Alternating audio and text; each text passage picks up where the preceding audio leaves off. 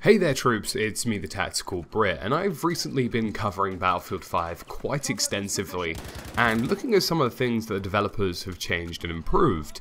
And this is something that's ongoing. The developers are releasing a ton of blog posts now, they're doing Reddit AMAs, they're doing Twitter takeovers, and quite frankly it's almost a little bit difficult to keep up with everything that's coming out about Battlefield 5.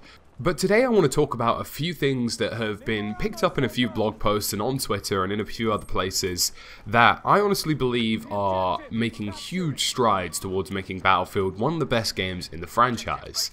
And this is something that I've always wanted to see, and it's something that, in my opinion, this franchise has lacked for a long time. Now, you may be wondering what it is I'm talking about, and that's simply franchise evolution. And franchise evolution for me is learning from previous iterations of the game and actually improving on it based on what you know your fan base is enjoying.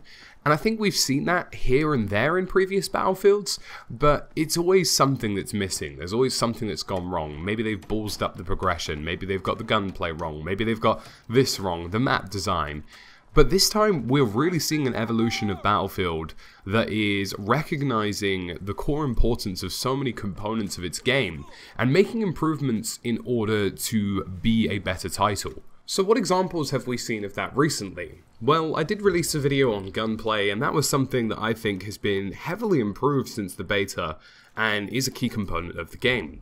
But more recently we're seeing things like specializations as well as customization and dog tags and some of the finer details really being improved, as well as progression for the game as well. So let's kick it off with progression. We got a short look at what looked like the progression tree for the Assault class for Battlefield 5. Now of course, this is all still a work in progress, and of course it may be subject to change, but it looks like we're going back to the progression system of Battlefield 3 and 4, where you had to work and gain certain levels of XP in order to unlock things, as opposed to getting a currency system that allowed you to unlock things as you pleased. In my opinion, this is a much better way of doing things.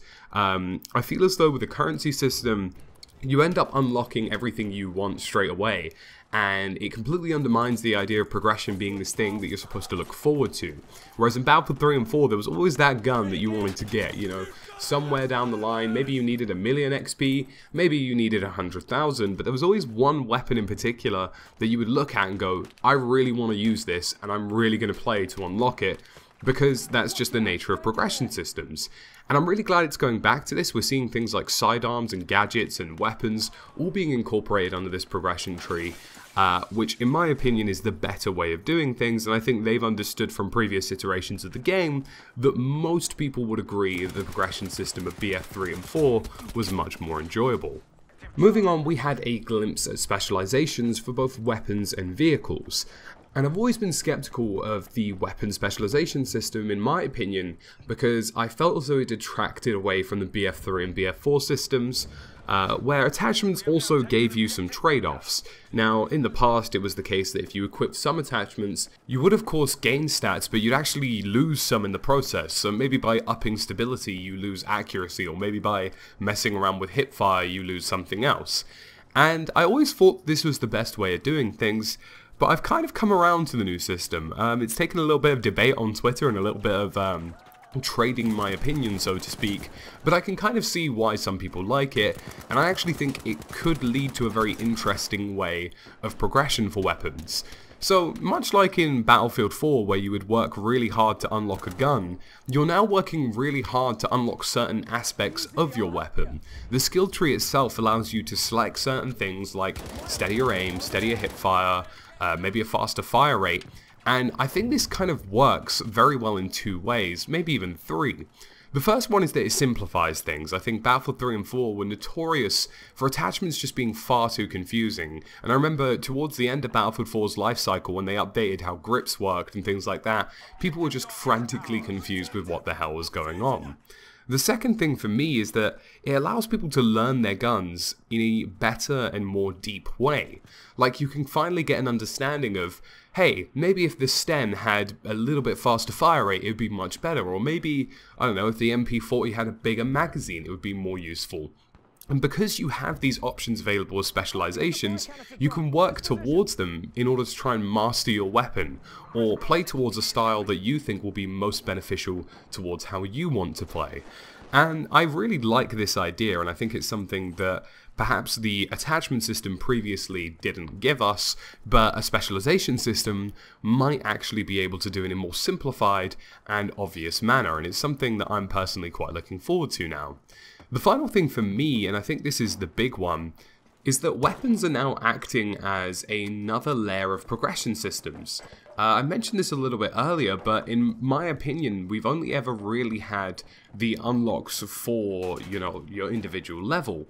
We've never really had weapon unlocks before that weren't in the form of some kind of battle pack or weren't in the form of, a few challenges. Now we actually have a skill tree within a skill tree. You get to a certain level, you unlock a certain weapon, you get to a certain level with that weapon to unlock different things. And I think that's a really interesting way of doing things, and I think it might add to the overall progression experience, and that's something that I'm interested to see how it pans out. And even more importantly, on the vehicle side of things, we're really seeing playstyle adaptation come in. Of course, we did have this with attachments before, but I feel as though in this one, the idea is not just to give your tank a certain frenzy of different items, but to almost specialize your tank to operate in individual ways. Much like the sort of variant system in Battlefield 1 with guns, I think they're kind of aiming for a variant system that is internalized and something that you craft yourself for both weapons and vehicles. And you can have tanks that are faster, you can have tanks that are, have better mobility, maybe they're better at, covering their tracks with smoke screens, maybe they're better at armor piercing, maybe they're better at taking damage as opposed to outputting damage. And I think the fact that we've been given these options and given these abilities to mess around with things and learn our own playstyles and learn how we can improve on them is really important, and I think it's one of the best changes that I've seen made so far. The final thing for me, and this is a big one, is customization. Now, for those of you who've been watching my channel for a while now, I've been screaming about customization in Battlefield for so long. I know some people say, well, it's a first-person shooter, man, who cares if you can customize your character, you can't really see him anyway, blah blah blah. Like, that's not the point. The point is, I want to look cool as fuck, and I want people to see me looking cool as fuck whenever I do anything that is cool as fuck. And that is the simple formula for how customization should be. And the stuff we've seen on screen right now from the developers is letting me know that I can look cool as fuck whenever I do anything in Battlefield. And I think that's a huge improvement, and I think it's something that the franchise has lacked for a really long time now. And I think we're actually seeing a level of customization that isn't too wild, isn't too wacky, as the developers promised, because they did say they'd scale back.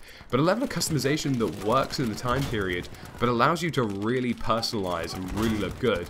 I mean, this uniform that we see on screen now, we don't know just how many elements of this are customizable, but it looks like a lot of them are, because this uniform seems to have been put together. It doesn't seem to be something that they've literally just gone, you press one button, this uniform applies. It looks as though there might be a little bit of mix and match involved, and I'm totally here for that. So troops, that's about it for this video today. I'm really excited to be talking about Battlefield in a positive light. I think some of you who have been watching my videos recently have been listening to my concerns about the game, listening to things that I am worried about. But now with all these blog posts coming out, I finally get to talk about things that I'm excited about, and that is a good place to be, especially in the leading up to launch. Let me know what you think in the comment section down below, and let me know what improvements that are interesting you. As always folks, thank you for watching, and I'll catch you again soon in another video.